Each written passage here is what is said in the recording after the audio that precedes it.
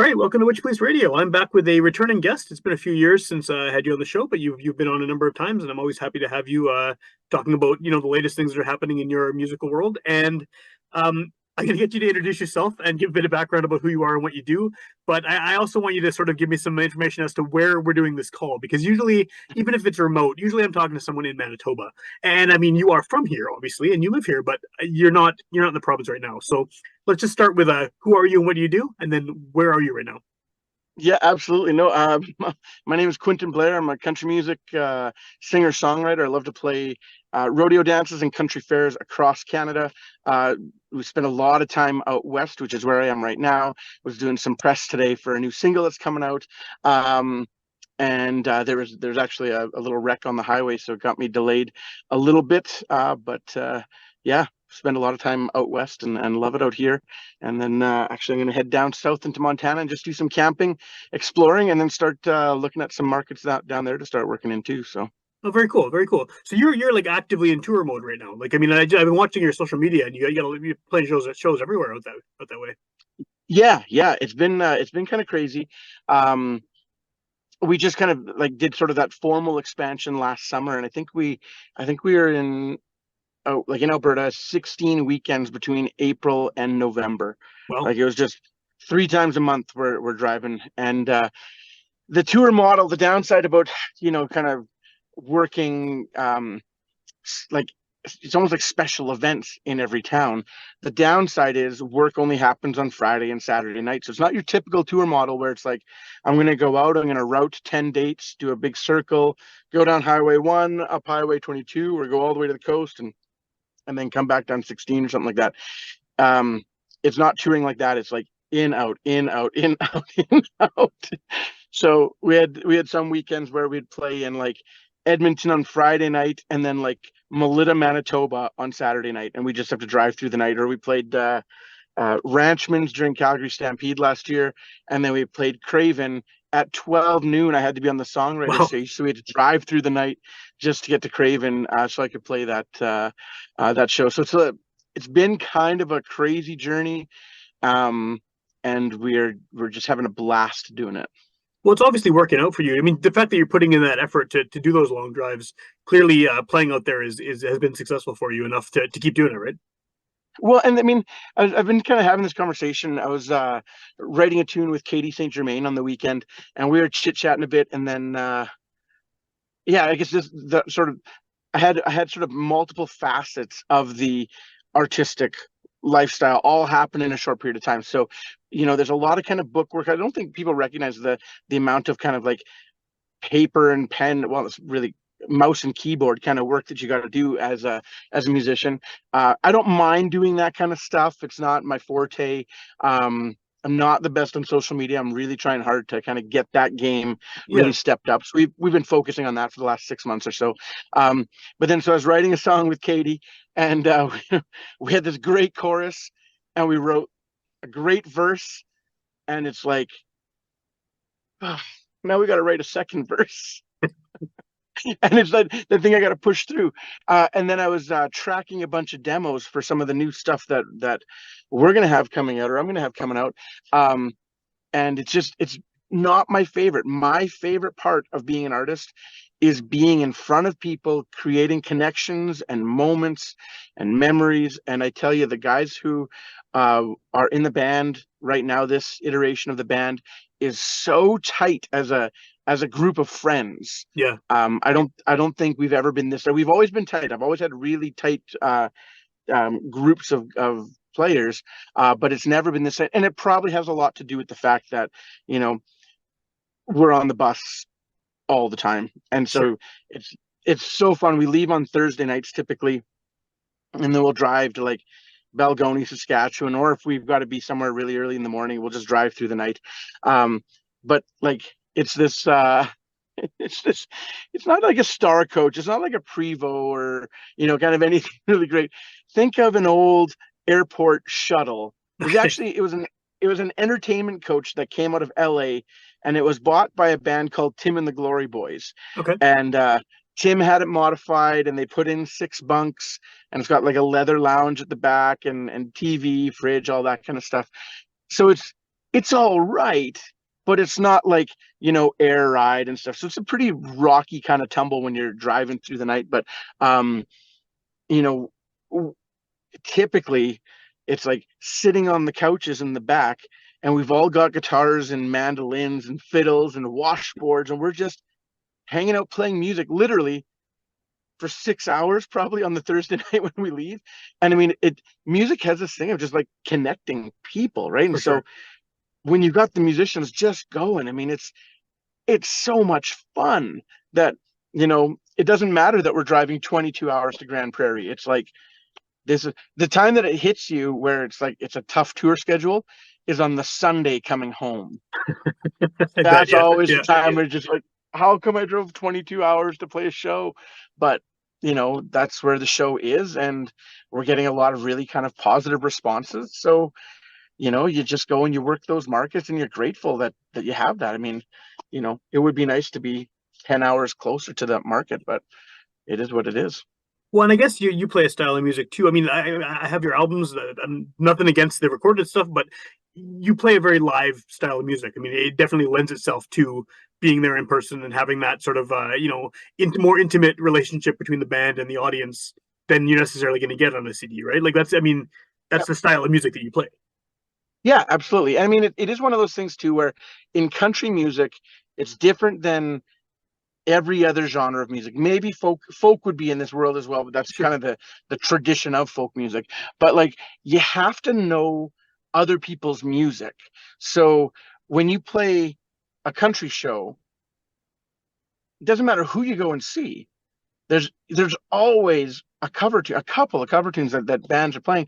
And I mean, when we go out there, we got to play like 3 60-minute sets. Sometimes we play 360s on Friday, and we have to play a different 360 on Saturday. Like that's like, I don't know, like 100 tunes that we've got to have in our rep. And I, really am proud and push our original music, but you got to know a lot of other Sure. music kind of to play within that country vein. And I think that's what kind of gives us so much um, artistic excitement on stage, because we're never trying to play a song like someone else plays it.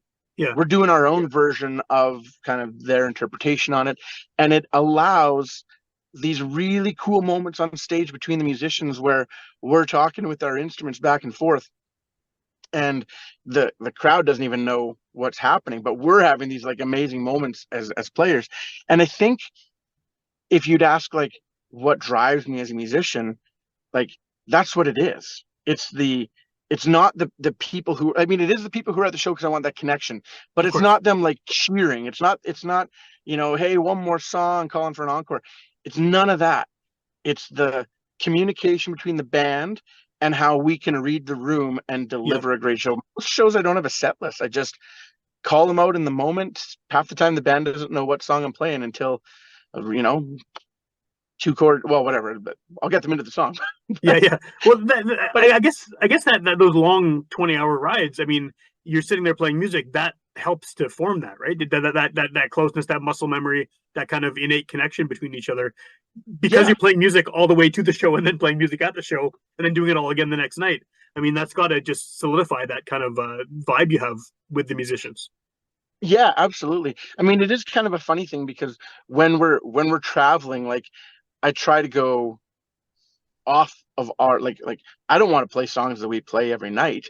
Sure. I want, I don't know if you know Adam Warner. He was in town, a drummer. He's playing with White Horse, Okay. Red Moon Road. He played a number of shows with me last summer. He was actually my musical director. He ended up moving back to Toronto just a couple of months back, I guess around Christmas time.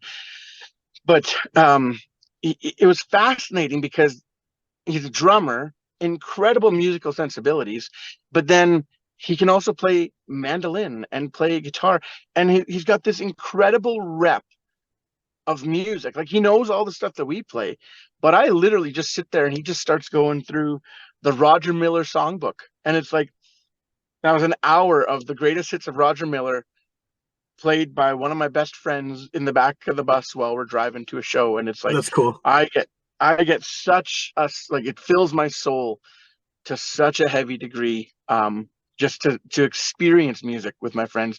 And like, yes, sometimes we're on the bus and I don't even have a guitar. It's everyone else is playing. I'm just sitting back and enjoying the show. Yeah, that's cool. That's cool. And it is interesting what you said too about country being kind of unique in that you have to know that like massive repertoire of other people's stuff. Because I think you're right. I don't think you're in a punk band. You're not expected to know 30 songs by other artists. You just do your set and you're off. You're a Yep. rapper, whatever else. A metal band. I mean, maybe you'll do one cover, but that's it, and the rest of it is Yep. your own stuff. But that the whole idea of needing like a songbook, basically, of recognizable hit songs that people are going to either request or you can figure out that they're going to want to hear. That is fairly unique to what you do. Yeah. And it's like, I've never really spent much time learning songs. Like I don't typically sit down and like study lyrics or Yeah, study chords and figure out what's going on.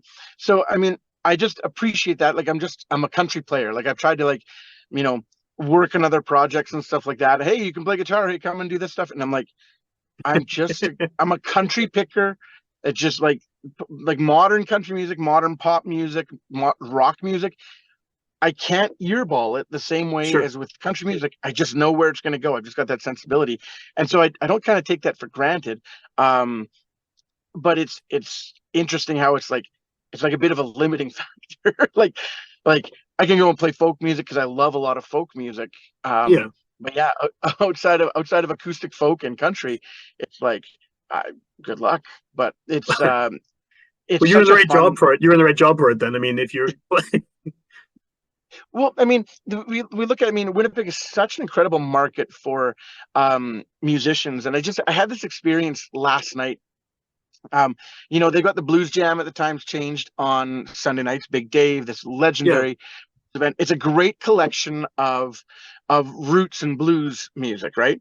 Um, and I think a lesser known event that happens on a Sunday late afternoon, it goes from 4 till 8 at a venue called the Royal George in Transcona, and they have a country jam. oh, cool, So it is players who have it's the guys who worked in the 80s and 90s who used to play, 6 nights a week plus a jam in the afternoon. Like it's those guys. They know 5 times the number of songs that I do. yeah, And all these jammers come together and it still blows my mind that they're just like, let's play Try from Blue Rodeo. And I mean, it's this great kind of take on that. Or they'd play like Working Man Blues, and instead of playing it sort of in that bluesy kind of dominant seventh kind of way, Jerry McIver, this phenomenal country and blues picker, he plays it in a minor key and it just changes the feel and sounds cool. far more like a Dire Straits kind of thing. But these guys just step up, they call it, and even if you don't know the song, you'll figure it out by the time you hit the chorus. And it's this cool moment on stage. And man, we played it last night. We used to play that show every month, and I used it as like a rehearsal for the Yeah, band and a great way to learn repertoire. Um, and now it's like we showed up, and I don't even know how many jammers we had last night. Like I barely got them all in. I've wanted to run a whole bunch of songs for us that we're learning for this year, and didn't even get a chance to do that because so many people showed up. But it's like Chandra Laveau, she's like this powerhouse vocal singer.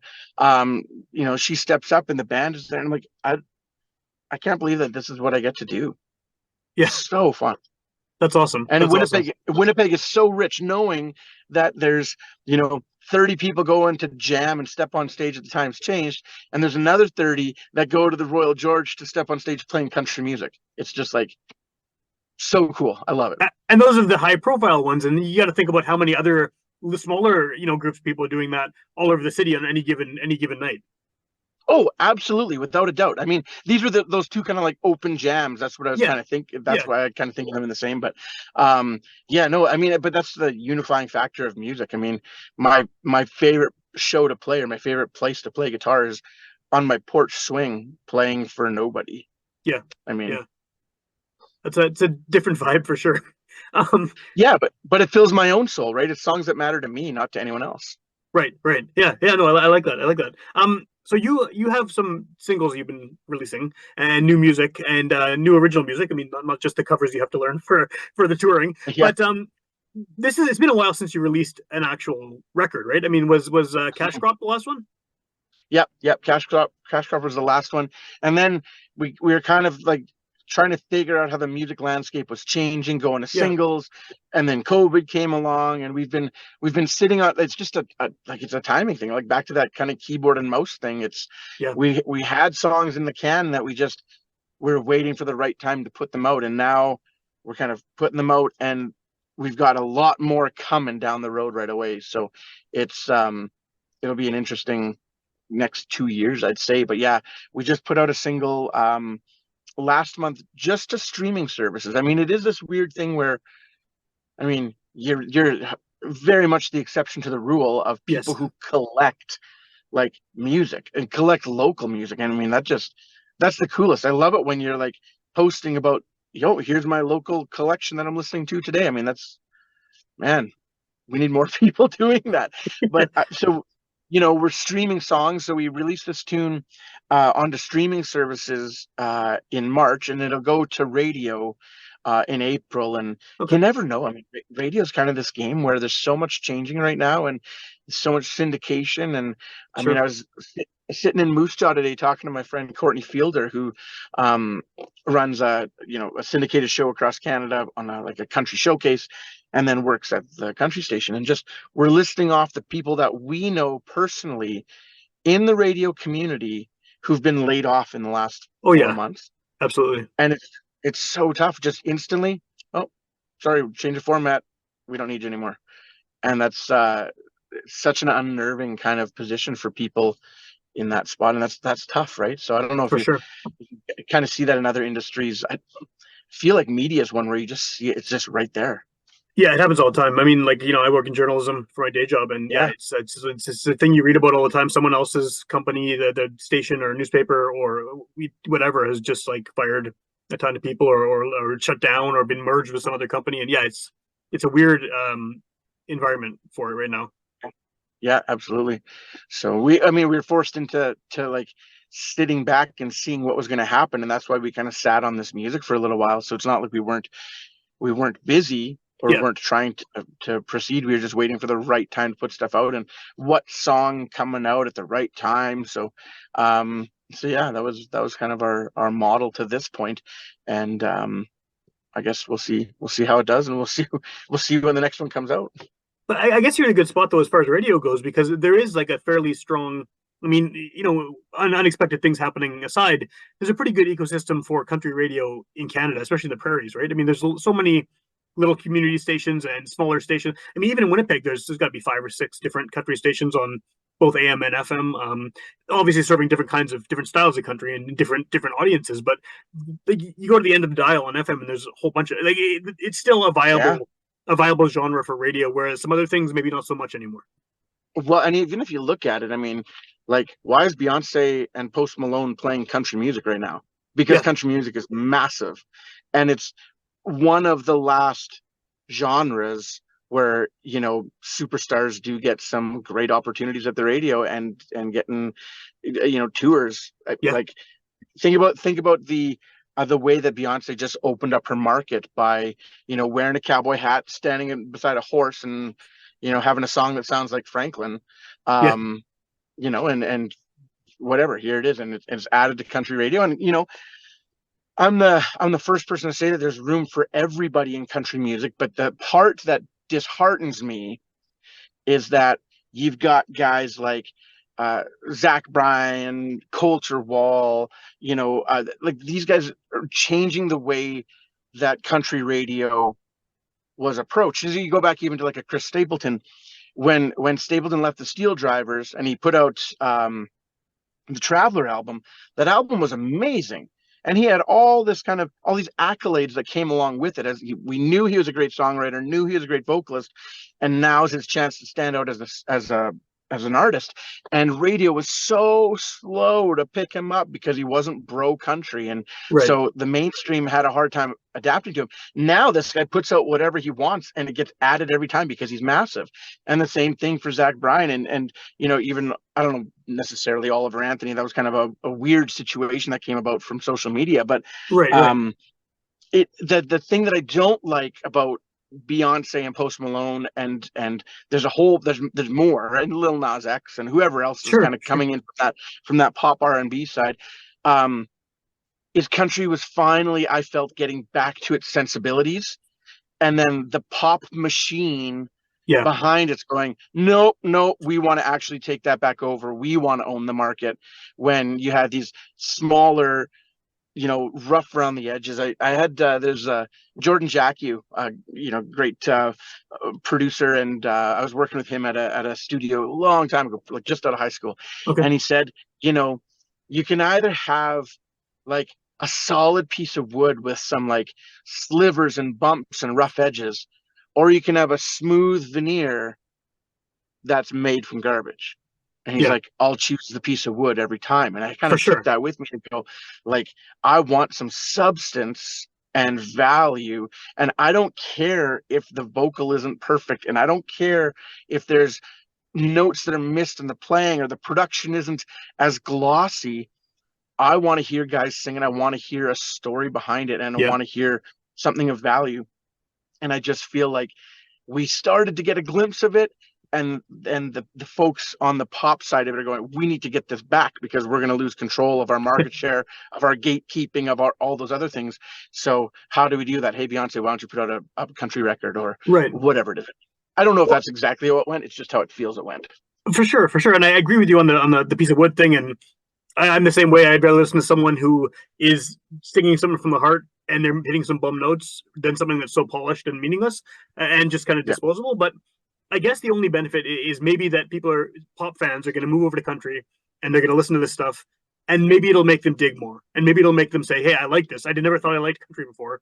I'm going to yeah. look deeper into this," and that could end up benefiting the smaller, the more kind of more storytelling artists, more sort of a deeper Oh yeah. sound. I mean, and if there's a million people going over to country because of Beyonce or whoever, I mean, if you get 10 of those people, it's still it's still a win for the genre, as a whole, right? Yeah, yeah, absolutely. And I think the other neat part is like kind of really seeing how social media has played into it. So that was another kind of frontier where you're like, I mean, we still don't know what's going to happen with TikTok, but like, you know, the ability to put music into your reels and your Yeah, TikToks and your YouTube shorts and all that kind of stuff, like has really transformed the music community. So you'll look at, like I'll use an example from a band called like Diamond Rio. So they're like a 90s, they would be like their mainstream country, heavy harmonies, really great writing, really great arrangements, and the vocal arrangements. Every song's just got one of those moments where you're just like, whoa, did that just happen? But you got to listen for it. yeah, And yeah, so I don't expect everybody to know Diamond Rio, but they were a big deal on mainstream country radio, big deal in the US. And so we're playing at Cook County Saloon last year. And that was my first time playing, like, that's the oldest honky tonk in Canada or Western Canada. And so we go and play the show, and there's a lot of young kids there, like a lot of 18. There's an older crowd too, but yeah, there was a lot of young kids. And I could not believe the kids when they put Diamond Reel on or Shenandoah or Kenny Rogers, when that the DJ puts that stuff on and the kids go nuts for it. Now, I have to attribute that as they have to have seen that via social media. Like the song from Shenandoah, Two Dozen Roses, for whatever reason, it's big on social media. So it's not my favorite Shenandoah song, but everyone knows it when you play it. As soon as you start it, they love it. well, But that's it's how music is discovered now, right? It's not the same as it used to be. People are hearing like a 30-second snippet on TikTok, and then that song gets huge because everyone and their dog is using it in their video, and then it somehow like magically converts into people getting the albums. I don't know how that works exactly, but I guess it's yeah, enough of an earworm that it sticks in their head and they want to find out more. But yeah, yeah. I feel like I mean, my oldest daughter's a teenager now. She finds a lot of music through TikTok, which is alien to me, but it's just how they are introduced to stuff now. And Mhm. so if it's getting people sort of in the door to be introduced to good stuff, then I can't fault it. Yeah, absolutely. But here's the other cool part is um, this whole dance phenomenon, which we experienced probably 5 years ago when all the kind of, you know, preteens were doing the dances on TikTok and Yeah, stuff. yeah, Now you've seen those kids grow up a little bit. I was playing in Falcon trails at the ski resort. So they had a honky tonk night. So they had this great house band. They had a bunch of like Madeline Roger was there. I was oh, there. cool. And they're like, we want we want them to dance, like play songs that they're going to dance to. So we played a bunch of dance tunes and we had this great time. They're line dancing, having a good time. After me, they had a square dance caller playing old fiddle tunes Yeah. and calling now you do si do, and he's got all these kind of sayings that he's doing, and he teaches us the dance. There's 200, call it 17, 18. It was an all ages show, but there's a lot of kind of like up to 24, Yeah. kind of in that kind of like young kids. I would call them young kids, like as far as being able to come to shows, right? Um, Going crazy, square dancing. That's And I'm awesome. like, That's but so that weird, to but yeah. me, it's weird, but I actually think that comes from this learning dances mentality that they would have had 5 years ago Yeah. when they first got onto TikTok. And now here they are and they're coming and dancing. I don't know what the era would be for square dancing, like 40s to 60s. I don't know. Like Yeah, yeah, yeah. 70 years ago. Yeah, yeah. yeah, all these, but they're playing all these traditional fiddle songs and the people are dancing to it and going nuts. And I'm like That's awesome. standing on the sidelines for the first one going like, what is happening here? This is monsters. I want to start calling square dances on the set breaks. Like, what a moment. I won't, but that would be Yeah, yeah, so yeah. great if I, That's awesome. but then yeah, it was such a neat moment just to see. And it took me a couple days to kind of really place like why was that so successful? Because it's not, he was from Falcon Lake, and Falcon's got a really diverse community there, and there's people who are like, there's obviously really great like really expensive properties there, Yeah, and there's also a lot of people that live without, like they live off the grid, right? yeah, yeah. And so Sure. it's a whole cross section of people there, and then they also had a bunch of people coming out from Winnipeg, so it was really neat to just sit back and go like, where where would they have thought to do this? But that was genius. Like that was like the coolest thing I've seen in a long time. That is really cool. And yeah, I think you're right. Social media is they were primed for it by all those TikTok dances, and the idea of being Yeah, told what to do in a dance, like how to perform dance moves, it's normal now, right? It's not unusual yeah, anymore. It's like just part of the culture. yep, absolutely. It was funny the first summer back after the COVID shutdowns. I was playing at a bar in Moosomin, Saskatchewan called the Uptown. And when you stand on stage at the Uptown, like the washrooms are off to the right. So they each go down a hallway, the men's washroom and the women's washroom. So you can see down those hallways when you're standing on stage, but the rest of the venue can't see down that hallway, right? Okay, okay, So what we noticed is you'd have people come to the show. So you're like 18, 19, 20-year olds, like this could be their first like bar show that they're at, sitting there in the front row, loving what they're hearing, having a great time, but not dancing. And then they go to the washroom, and that hallway is full of people dancing. And I'm like, oh, sweet. They're just going to come back out on the and come out and dance. And they went back to their chairs and sat down.